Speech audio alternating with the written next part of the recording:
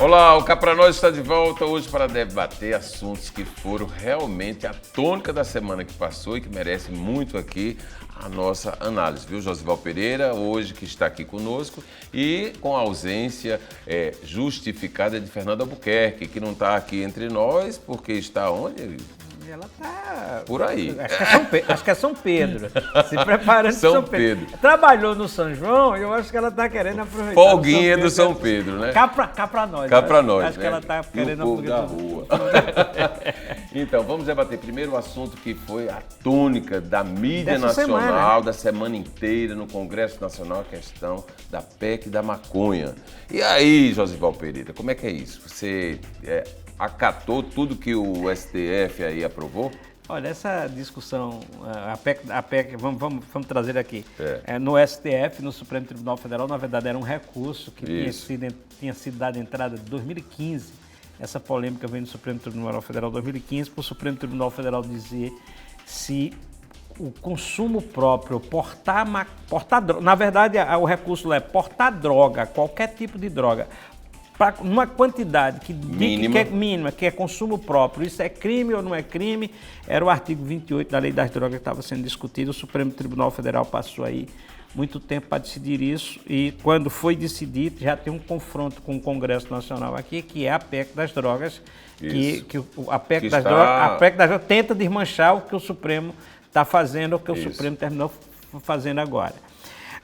Essa história das drogas, cá para nós, eu tenho discutido isso já há algum tempo aqui no jornalismo que faço e acho que o Brasil está tão conflagrado politicamente e ideologicamente e politicamente e religiosamente e socialmente e tal, que dificilmente vai ser possível um debate mais racional sobre isso, Acho que vamos radicalizar, né? Racional. Qual é a questão básica que eu entendo? Tem uma política antidrogas que foi instituída e o mundo todo seguiu, os Estados Unidos que concebeu essa política antidrogas logo depois da Segunda Guerra, ali na Segunda Guerra Mundial, depois da Segunda Guerra Mundial, então tem 70 anos, que é a do combate rigoroso ao tráfico e ao consumo. Isso. Não tem complacência. Ocorre que em 70 anos essa política se mostrou, eu não vou dizer ineficaz, não é assim, porque ela tem a eficácia dela. O que não aconteceu foi que o Estado, quando eu digo os países, a estrutura estatal, todos os países não conseguiram barrar nem o consumo e nem o tráfico. O consumo alimentando o tráfico alimentando o consumo. Todos os países perderam a guerra para as drogas, exceto aqueles que conseguiram, botava na cadeia, tem alguns países, Singapura, que mata logo. Que mata logo, tá? Isso aqui. Quer dizer, também não conseguiram não, porque tem brasileiro que arrisca e vai morrer lá com o tráfico de droga, então não conseguiu também conter. Uma loucura, que é uma loucura. Que faz parte da loucura da droga. Então, veja bem, aí o mundo vem tentando conceber uma outra forma de tratar esse assunto ao longo dos últimos anos, últimos 10, 15, 20 anos. E o Brasil está atrasado nisso. Sim, mas para isso eu acho que era absolutamente necessário o debate, né? Existir realmente. Como o presidente do Congresso Nacional, Arthur Lira, falou agora, isso aqui não vai nem apressar, nem vai retardar. Porque vai deixar o curso normal. E o curso normal é o quê? É o debate. Para poder vir as justificativas ou as comprovações do que é pertinente, do que não é, do que é saudável, do que não é saudável, do que pode, do que não pode. Na prática, com a minha atuação na Defensoria Pública do Estado, no juizado especial, né, lá em Cabedelo, a gente se depara muito com o consumidor, pequeno consumidor, e a gente consegue fazer uma avaliação desses consumidores naquilo que se refere ao ser, né, ao estar, né? E aí a gente se depara com situações as mais adversas possíveis. Pessoas bastante comprometidas naquilo que se refere a viver corretamente, a se encaminhar na vida, a ter um trabalho. Mas presa pelo vício. Presa pelo vício. Como é que isso vai ser tratado? Isso é com crime, cadeia ou é com saúde? Exato. Aí é que está o problema, o X da questão. Essa é a questão principal. Essa é a questão principal. Cá para nós, eu acho que não há dificuldade para entender isso. Cá para nós. Não há cá para nós, né? Agora, mas não é bem assim agora na rua, aí para fora, ninguém consegue entender isso. Tá? Porque difícil, surge logo... É difícil.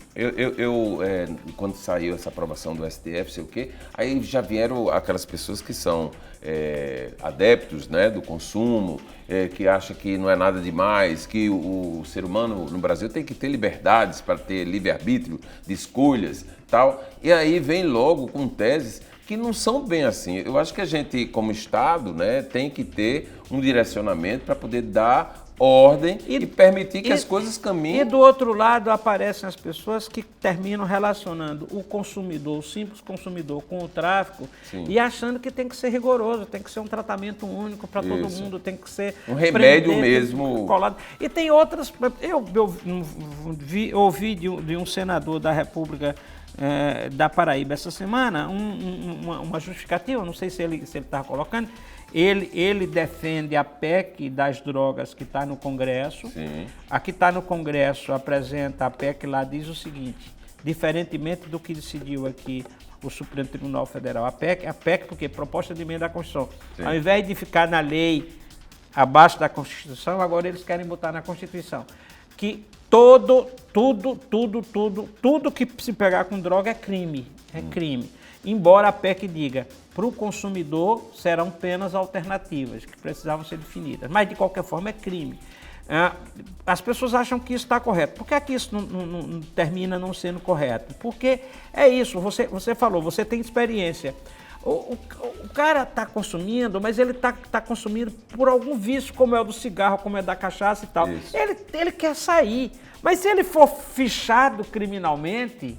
Se ele sair, nem emprego ele arranja para poder sair da história. Então, é um caso de saúde pública. Mas esse senador dizia o seguinte, cá para nós, que do jeito que o Supremo Tribunal Federal está colocando, é ruim porque vai superlotar o sistema de saúde, se você tratar isso como saúde pública, e que os centros especializados do SUS, que são os CAPs, para tratamento disso, não tem estrutura nenhuma. Então, o Brasil não está preparado para isso. Aí eu fiquei me perguntando, ouvi a entrevista, meu Deus, então, o que é preferível nesse momento, cá para nós? É superlotar o sistema de saúde, é estourar o sistema de saúde com pessoas que estão se drogando, estão fumando maconha e querem sair, estão precisando de tratamento, ou é você superlotar as cadeias? Olha, trazendo o caso prático, né, do dia a dia no Juizado Especial da cidade de Cabedelo, onde eu atuo como defensor público. As penas alternativas, elas existem. Existe até uma forma branda de se entender. O cidadão chega lá, foi autuado, né, como uma pessoa que estava com algumas gramas de um produto que se assemelha à maconha. Não se diz nem positivamente, porque teria que se provar. No laboratório. Isso. E aí se encaminha para casas que são especializadas para poder essas pessoas frequentarem, para haver uma conscientização do uso os vícios que levam a caminhos que são tortuosos em relação às drogas. O primeiro momento é esse. Sempre se encaminha para isso aí. Mas a gente sabe que existe uma densidade muito grande de pessoas e até nessas casas que são para esses cursos que se ensina, não é curso, são palestras, né, educativas para poder se fazer entender a seriedade do que é se consumir uma droga. Há isso na prática hoje. Quando se ultrapassa, quer dizer, com um volume grande da droga, as coisas ficam mais sérias e mais rígidas e mais radicais no que se refere a sentenças, vamos dizer. Mas, na prática, já está existindo isso aí. Se houvesse, cá para nós, Gerardo, se houvesse racionalidade, se esse Congresso Nacional tivesse um pouquinho mais de cultura, que realmente nós estamos no Congresso Nacional inculto, nós estamos num Congresso Nacional baixo nível cultural, baixo nível inculto. Eu acho que a tarefa do Congresso Nacional agora deveria ser a de tornar mais rígidas as sanções administrativas que é para ser aplicada para o consumo. Que sanção, tornar mais rígida que sanção administrativa essa, por exemplo, não só frequentar o curso. Isso, pagar. Pagar multa. Trabalho. Se não tem dinheiro, bom trabalho. Bom, e tem umas, por exemplo, Portugal tem uma sanção administrativa para reincidência que eu acho ela muito, muito interessante, é a suspensão da habilitação. Você é reincidente, você é usuário. Sim. Você sabe que publicamente você não pode usar a maconha, que é um ilícito público. Então, mas você está em público insistindo. Você pega uma vez, flagrado outra vez, tá, você não tem crime. Tá, mas você reincidiu, então você vai ter sua habilitação suspensa. Você vai, quer dizer, sanções mais rígidas do que a pena criminal. Eu acho que a solução não é ir para a cadeia, de jeito algum, né? Não é. Então há uma concordância nossa, basicamente, sobre pelo isso. Menos, não tem nem conflito aqui, porque realmente é uma questão de sensatez. Certo. É sensatez, isso que a gente está falando aqui. Eu fico me perguntando assim, porque, na verdade, as pessoas não conseguem entender que essa história de separar os criminosos dos consumidores. Eu estava escutando uma apresentadora aí, ela dizendo de rádio essa semana, ela dizendo assim, meu Deus, e agora? Eu não vou nem poder mais dizer nas minhas notícias, o maconheiro foi preso. O lamento, né? Agora, a apresentadora dizendo, eu que faço reportagem policial, eu não vou nem poder dizer, eu disse, meu Deus, olha como é que era. Quando ela estava, mesmo que o cara fosse maconheiro, quando ela está dizendo isso, enfim, mas ali ela está misturando. O cara chegou a um nível de vício que ele faz os pequenos furtos para colocar. Mas você não pode misturar esses que já são criminosos, que estão mais próximos do tráfico, né, dos que são viciados. São viciados. É diferente. O crime aí, quer dizer, o erro é muito diferente. Essa semana estava o pessoal pegando como exemplo também para a história colocar o história de um pai que era policial, que o filho foi morto com dívida de droga, porque ele era viciado, e o pai agora está pegando tudo, o celular do filho e está denunciando, está conseguindo denunciar, então, os traficantes. E aí as pessoas, olha o que é que está acontecendo, quer dizer, mas as pessoas não conseguem raciocinar o contrário. Se, na verdade, a droga não tivesse sido crime, não fosse crime, aquele pai e aquele filho poderia ter resolvido o problema antes, porque o pai pelo menos saberia, o filho estava escondendo do pai. Isso. Saberia porque não era crime, poderia realmente ter um tratamento melhor, uma punição melhor. Então só chegou àquela situação do tráfico, matar por dívida por conta dessa situação. Mas, bom, eu acho que você está querendo fechar esse assunto só para as pessoas entenderem. Eu estudo muito todo o assunto jornalístico que eu vou colocar. Tem um observatório na Europa, na União Europeia, que fez levantamento sobre isso.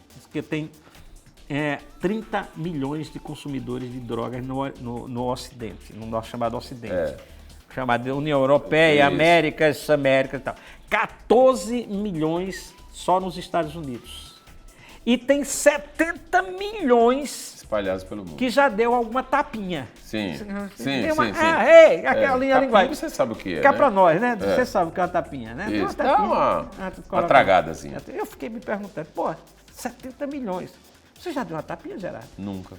Pois é, rapaz. Condenei. Eu tenho um preconceito terrível contra a droga.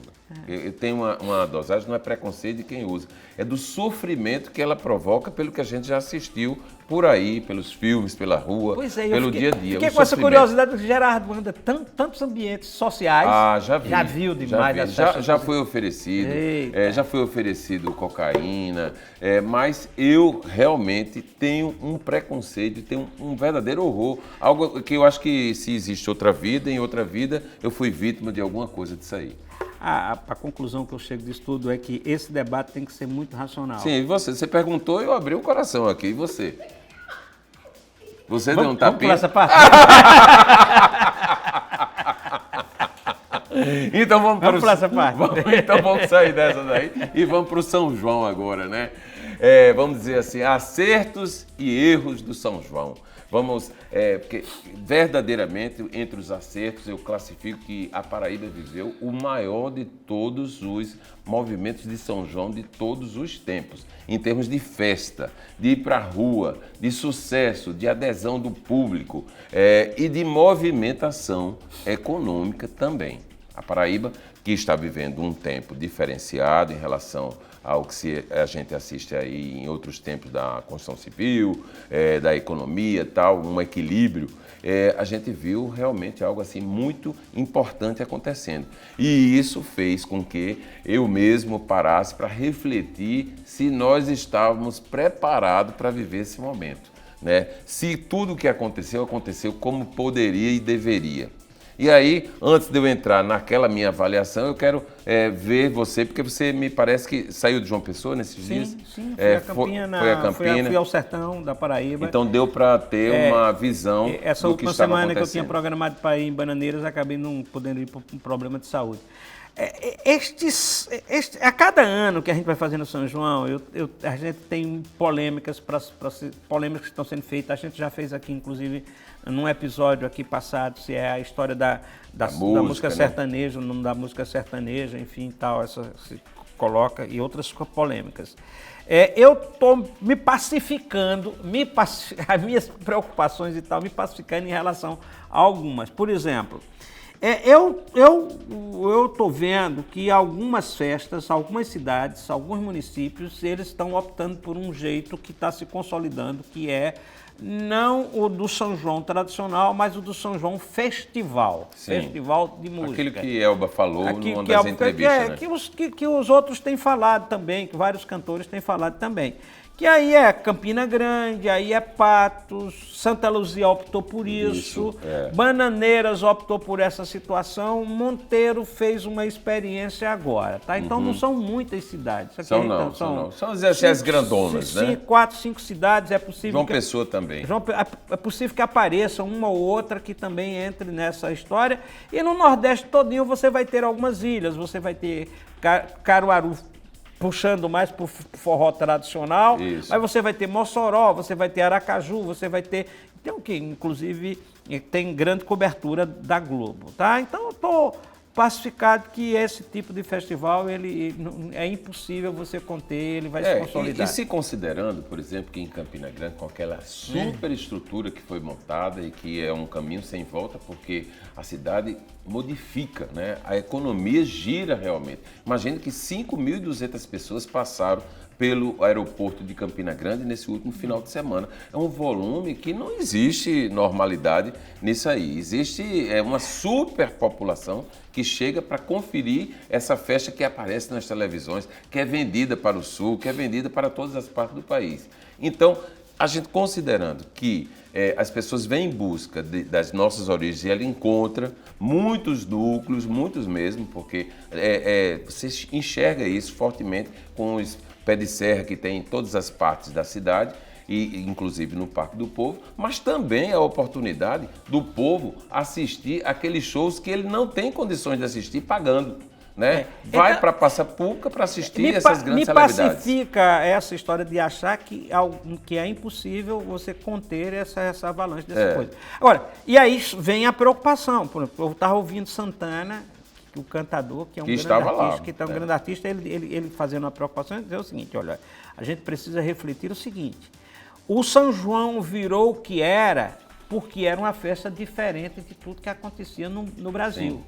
Tem uma tradição. Então a gente coloca isso aqui. Se você tirar aquilo que é diferente e você tornar igual, então você fica igual a todo mundo e você vai perder aquilo que era o atrativo. Então, todo mundo, eu acho que quem promove São João vai ter que se preocupar sempre com isso. Onde eu vou manter a tradição? Eu tenho aqui, eu acho que a alegria de imaginar hoje, de estar pacificado isso, que fora nessas 5 cidades na Paraíba, as outras todas que fazem, guardam mais tradição do que o festival. Isso. Então a tradição está mantida fora dessas grandes festas. Agora tem uma coisa curiosa, Josipão. Você sabe que um desses artistas aí, eu não me lembro agora qual, estou aqui forçando a cabeça a lembrar, mas ele diz assim: todas essas variações desses forróis que são condenados, o plástico, o piseiro, tal, todos vêm do forró. Mas... É uma variação, não, que é uma evolução no sentido aí. O forró, que hoje nem fala mais nem forró de plástico, forró eletrônico e piseiro. Esses são forróis. Esses são forróis. Isso aqui ninguém está querendo tirar que não seja da origem de forró. O que é invasão? O sertanejo romântico. Tá? O dor de cotovelo. O dor de cotovelo. O sertanejo de Goiás, tá? De Mato Grosso, esse que vem para cá. Que é o que Elba diz, né? Que você não consegue entrar com forró mais lá claro, no sertão. Que é o mais caro, que é a atração mais cara. Essa não é de nossa tradição. Então, se nossas festas virarem isso, nós perdemos a tradição. Você sabe que isso começou, sabe com o quê? Assistindo como testemunha do maior São João do mundo, quando o Axé Music começou a entrar no São João, no maior São João do mundo. Então, aí abriram as porteiras. Então aí eu fico com essa história de Santana. E eu também fico muito pacificado com duas coisas que está acontecendo. Primeiro, é que nos últimos 20 ou 30 anos, a quantidade de sanfoneiro jovem que apareceu, e quando você vê ele na sanfona, você vê que ele puxa sempre para o forró antigo, para o forró nosso, forró tradicional. Então, sanfoneiro, minha gente, pode apostar, não vai acabar nunca. Você sabe que eu vou contar uma história aqui bem rapidinha, só para ilustrar a nossa conversa. Uma época eu fui todo assim animado, estava com um projeto em outra emissora de televisão e queria chegar em Campina Grande. E aí eu disse assim, eu vou para o Parque do Povo, vou abrir um espaço lá que eu transforme aquele espaço num estúdio. Um estúdio para gravar aquilo que eu iria usar durante a semana no programa que eu pilotava. E aí eu comecei a fazer os meus contatos e numa conversa com uma grande figura, uma das precursoras, ou melhor, uma das partícipes da criação do maior São João do mundo, que é a dona Glória Cunha Lima, que também pensou o sítio São João, que é um sucesso total no São João de Campina Grande. Foi ideia dela, que foi administrada nos primeiros anos com ela, nos 2 primeiros anos. Depois disso, ganhou a iniciativa privada e foi embora, e hoje é essa potência que é. E aí eu disse, dona Glória, ela disse, Gera, que ela me chama de Gera, tá faltando música no seu espaço. Aí eu disse, tá, dona Glória, mas como é que eu vou fazer? Ela disse, deixa eu fazer aqui uns contatos. Aí ela fez o contato, falou com um assessor lá da prefeitura e arranjaram um trio pé de serra. Ela disse, olha, fique tranquilo, porque aqui em Campina a gente tem uma lista de 150 trios pé de serra à espera de um momento para poder resolver uma situação de festa. Então, 150 trios pé de serra, naquela época, isso já tem um tempo, já era um sinal de que esse pé de serra, que é o que todo mundo busca, né, na origem, no tradição e tal, e existe, como você acabou de falar. Vai ter chance a vida inteira. Agora, eu acho que os organizadores precisam privilegiar essas pessoas, porque não pode perder a tradição. Se perder o diferencial, que é a tradição, se lá no Rio Grande do Sul, se lá em Santa Catarina, lá em Planalto, lá em São Paulo, as pessoas não entenderem que estão vindo para cá porque tem um tal de forró pé de serra, porque tem uma tal de canjica, uma tal de pamonha, porque tem uma tal de pé de moleque, porque é tal de foguetão, porque tem uma tal de fogueira mesmo proibida já. Se eles não tiverem isso, eles não vêm para cá. Não tem então, um festival em qualquer lugar. Isso. Agora, aí eu estou dizendo que eram duas coisas. Uma coisa que me pacifica é isso, é saber dessa grandeza que a gente... Agora, sempre a cobrança precisa valorizar. E a outra coisa foi que sábado passado, agora sábado, que a gente teve aqui no programa Tambaú Debate, eu entrevistei o secretário de Cultura da Paraíba, Pedro Santos, e ele fez uma revelação no programa que é fantástica. É um movimento de 15 estados brasileiros, os 9 do Nordeste, mais alguns que gostam, Minas Gerais, São Paulo, outros colocam 15 estados brasileiros, um movimento puxado pela Paraíba, puxado por uma entidade da Paraíba, que é o Balaio Nordeste. Sim. Ele foi para a França, inclusive, e eles foram registrar, foram fazer a inscrição na Unesco, pedindo à Unesco que reconheça o forró como patrimônio cultural da Unesco, que a Unesco é responsável, é o órgão da ONU responsável por educação e cultura. Isso. E eles entendem, esses 15 estados, que este processo não vai demorar nem 2 anos, a Unesco vai reconhecer o forró, nosso tradicional forró, como patrimônio mundial da Unesco, patrimônio cultural. Isso é relevante demais e é o reconhecimento de que esse ritmo é nosso e é do Brasil e precisa ser colocado para o mundo. No meu entendimento, só esse movimento já vai fazer com que os organizadores de festa de São João aqui, na hora que for organizar, veja que vão ter que respeitar a sanfona, como o Luiz teve que respeitar Januário.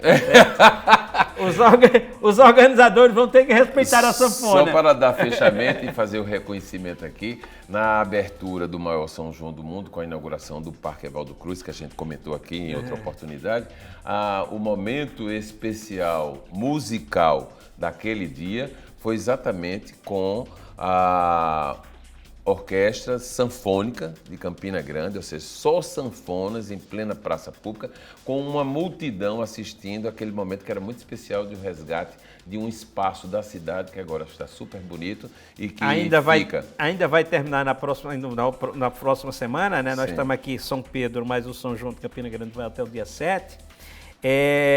Vai para o outro ano com um problema ainda de espaço para público, né? Este ano, de novo, e tal. Embora tenha sido ampliado, ainda assim cresceu muito. No dia que eu estava lá foi aquele dia da invasão que aconteceu lá, e depois eu fiquei olhando a preocupação.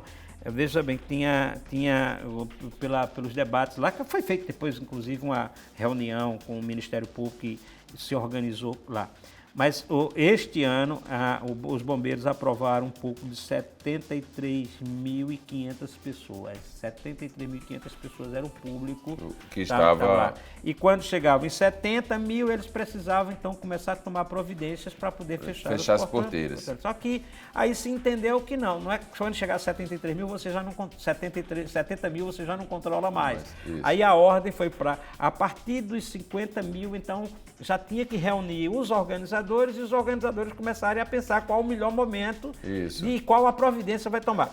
Não dá para fechar portão com massa na frente, não. Um portãozinho daquele, eles passam por cima, passam nos peitos. É só pulverizar um pouquinho a festa, sair totalmente do Parque do Povo e jogar ela para outros recantos da cidade. Campina Grande vai com esse problema para o próximo ano. Isso. Pro próximo ano. Bananeiras tem eu um acho problema só para estrutural. Só para fechar Campina Grande. Campina Grande, eu acho que eles vão ter que ter a coragem um dia de derrubar a pirâmide.